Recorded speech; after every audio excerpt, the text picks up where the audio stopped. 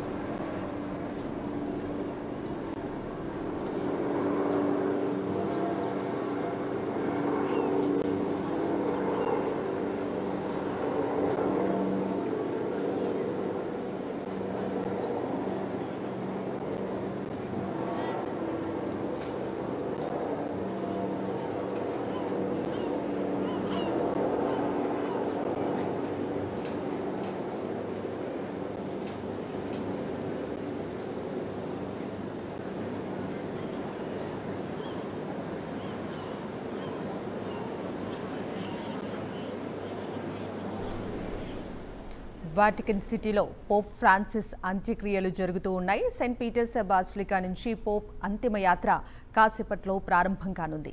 చెక్కతో చేసిన శవపేటికలో ఉంచిన పోప్ పార్థివ దేహాన్ని ప్రార్థనల అనంతరం బయటకు తరలిస్తున్నారు.